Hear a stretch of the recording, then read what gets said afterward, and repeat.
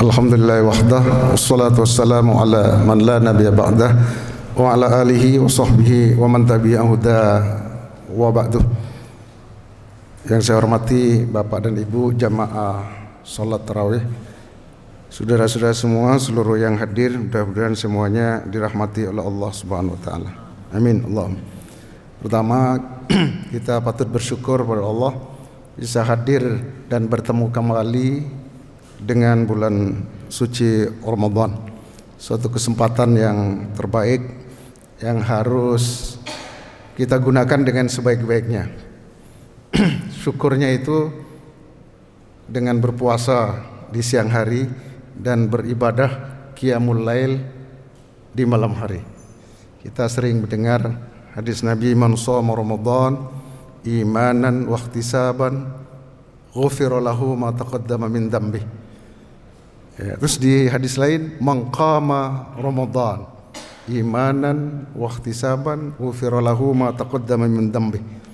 Siapa orang berpuasa ya, dengan iman dan ridho, mencari ridho Allah, diampuni. Di hadis lain, man qama, itu ada perbedaannya itu.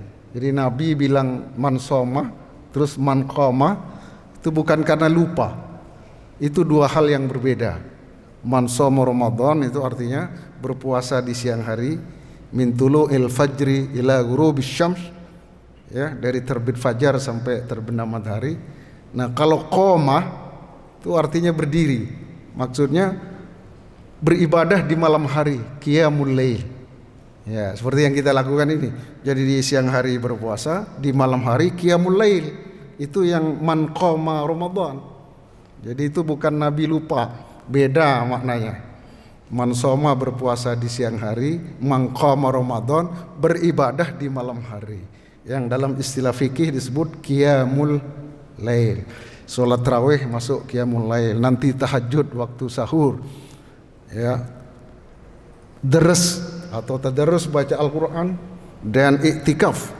Ya, terutama di 10 hari yang terakhir. Itu man qama Ramadan. Itu akan mendapat maghfirah dari Allah Subhanahu wa taala. Itu bagian dari keutamaan Ramadan. Saya diminta bicara tentang keutamaan Ramadan atau keutamaan ibadah puasa. Itu banyak sekali dan Bapak dan Ibu sudah tahu kan, karena setiap saat dijelaskan. Saya ingin menjelaskan satu hal saja dari keutamaan Ramadan, keutamaan ibadah puasa, yaitu ibadah puasa itu berbeda dengan ibadah yang lain. Dia punya fungsi yang disebut transendensi. Ya, jadi punya fungsi transendensi itu dari kata trans. Trans itu artinya menyeberang atau memindah. Ya, transhalim, transportasi kan. Jadi itu keutamaan ibadah puasa karena dia mampu memindah orang dari kualitas kejiwaan, ya, pada level, pada tingkat yang lebih tinggi. Itu yang saya maksud transendensi, memindah orang dari kondisi kejiwaan yang rendah kepada kualitas kejiwaan yang lebih tinggi. Kalau dalam bahasa Arab, transendensi disebut taroki. Taroki itu artinya mendaki, naik ke atas. Lawannya namanya tanazul. Kalau tanazul itu turun, meluncur ke bawah gitu. Nah, dalam filsafat etika itu katanya kalau naik itu selalu susah, butuh jihad. Tapi kalau turun itu ya orang jatuh gitu, meluncur ke bawah. Nah, puasa itu menjadi sangat hebat karena punya fungsi taroki tadi, menaikkan level kejiwaan orang pada level yang tinggi, pada level tertinggi yang kemudian disebut takwa itu sebenarnya gitu. Dan karena itu proses naik itu susah. Mengapa susah? Karena harus melawan gravitasi bumi, daya tarik bumi kan. Apa daya tarik bumi itu? Nomor 1 makan, 2 minum, yang ketiga hubungan seksualitas, dan yang keempat senang-senang. Itu saja. Manusia itu nggak pernah bisa mencapai takwa kalau dia nggak bisa melepaskan diri dari cengkeraman dan daya tarik bumi itu. Nah, puasa itu bisa transendensi itu, ya, bisa menyeberangkan orang, bisa memindahkan orang pada level kejiwaan yang tertinggi, yang disebut takwa itu.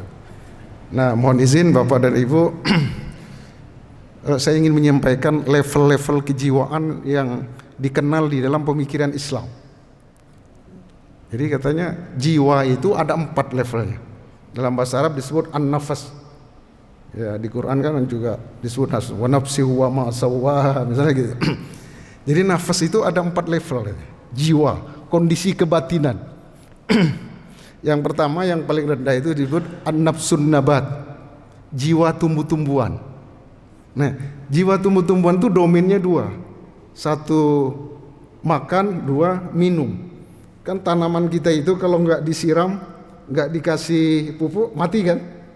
Dia kering, layu, ya, sebelum berkembang. Nah, manusia dengan jiwa tumbuh-tumbuhan itu pasti nggak bisa berpuasa. Kenapa? Karena nggak bisa jauh dari makan sama minum. Jadi pagi-pagi itu harus minum kopi sama merokok. Iya Banda? Ada orang bilang, wah, kalau nggak makan bisa, tapi kalau merokok nggak bisa, sama minum.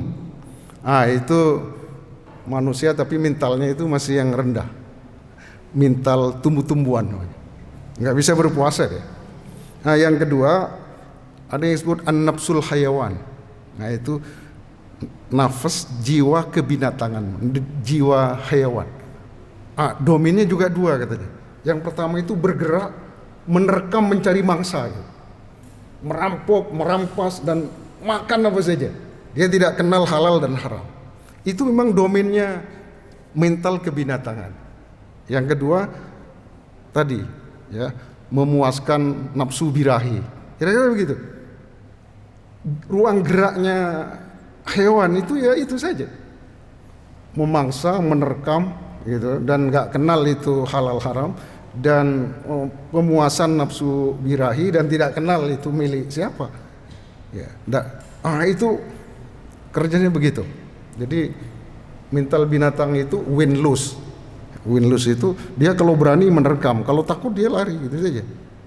Itu yang Stephen Covey menjadi masyhur karena dia bilang manusia itu bukan win-lose tapi win-win solution kan. Kalau manusia itu dia berunding gitu ya. Kalau binatang enggak.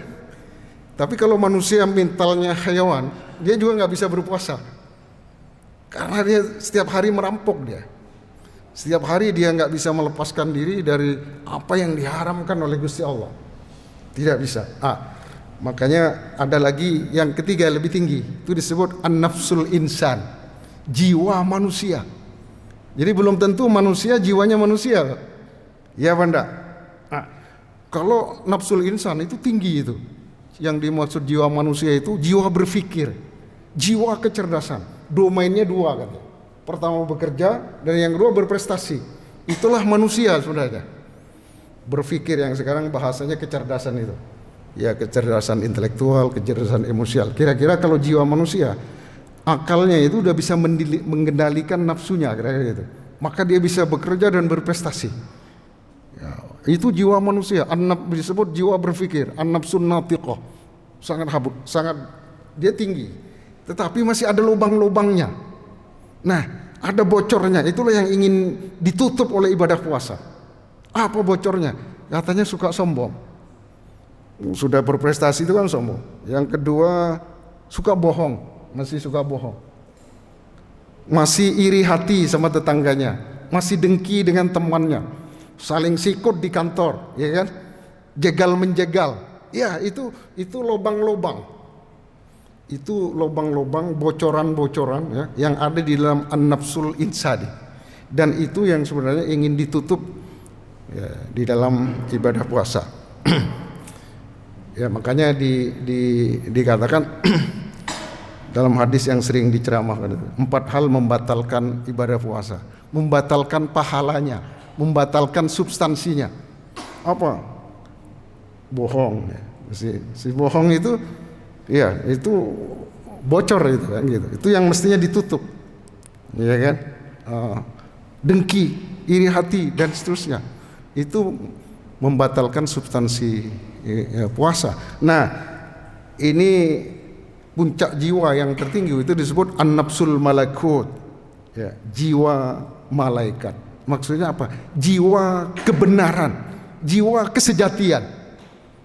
Jadi orang berpuasa itu dilatih supaya punya mental malakut, mental kesejatian, mental al-haq. Domainnya katanya 2 juga, mental malakut itu. Pertama, kejujuran. Karena kalau nggak jujur kan nggak sejati. Ya, jadi kalau puasa tapi masih bohong itu batal itu. Tidak mendapat substansi kesempurnaan jiwa yang level yang tinggi itu. Makanya dalam hadis Bukhari yang sering diceramahkan itu betul. Malam yada' qaulaz zur, kata Nabi, siapa orang tidak berhenti dari berdusta. Ya, ada yang mengatakan qaulaz zur itu kebohongan publik. Masih bohongi istrinya, bohongi anaknya, bohongi rakyat, ya kan, banyak proyek fiktif, itu qauluz zur.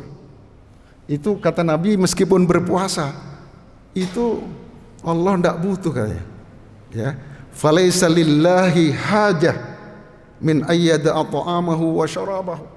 Allah tidak butuh, dia enggak minum, enggak makan, kalau dia enggak berhenti berdusta, berbohong. Nah, jadi puasa itu ingin transenden tadi itu, menaikkan level nafsul insan yang masih banyak bolongnya itu, digerakkan ke atas menjadi nafsul malakut.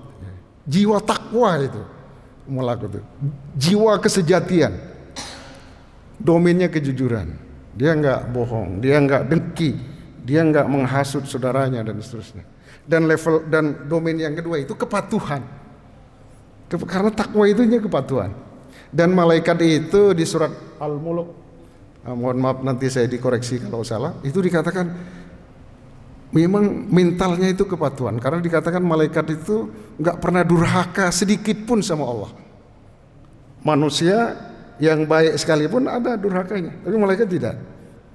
Dikatakan la ya'sunallah ma amarahum wa yaf'aluna ma yu'marun. Gitu ya Ustaz ya. Surat At-Tahrim ya. Ya, surat At-Tahrim. Iya. La ya'sunallah ma amarahum. Jadi mereka itu tidak pernah durhaka apa yang Allah perintahkan kepada mereka. Wa yaf'alun ma yu'marun. Dan selalu melaksanakan apa yang diperintahkan Allah. Sami'na wa ata'na. Itu mental kepatuhan. Dan itulah jiwa orang takwa sebenarnya. Ulama sejak zaman dulu kan mendefinisikan takwa itu kan sederhana. Imtithalul awamir wajtinabun nawahi. Melaksanakan yang disuruh, meninggalkan yang dilarang. Itu mental kepatuhan. Dan itu penting sekali, dan itu yang mau ditransformasi melalui ibadah puasa. Dan saya kira problem bangsa kita di situ sebenarnya. Ya, orang pinter banyak, tapi yang jujur sedikit. Orang hebat-hebat banyak, tapi kepatuhan sedikit. Jadi kalau banyak maksiat, kalau banyak kejahatan, kalau banyak pelanggaran moral, kalau banyak korupsi, itu artinya tidak ada kepatuhan. Kepatuhan pada Allah, pada agama, maupun kepatuhan pada undang-undang negara. Ini yang mau ditransendensikan melalui ibadah puasa, dan itulah takwa. Jadi dia bisa mentransformasi diri. Ibadah puasa itu membuat manusia menjadi orang takwa, dan itulah sebenarnya fungsi yang paling penting, keutamaan yang paling pokok dari ibadah puasa. Bapak dan Ibu kaum muslimin rahimakumullah, mudah-mudahan ibadah puasa yang kita lakukan diterima dan diijabah oleh Allah Subhanahu wa taala, bisa mentransformasi diri kita, ya, memiliki jiwa yang tertinggi dan menjadi orang yang takwa. Demikian kultum singkat disampaikan, mudah-mudahan menjadi pelajaran, menjadi renungan bagi kita semua. Saya mohon maaf kalau ada kesalahan dan kehilafan dari awal sampai akhir.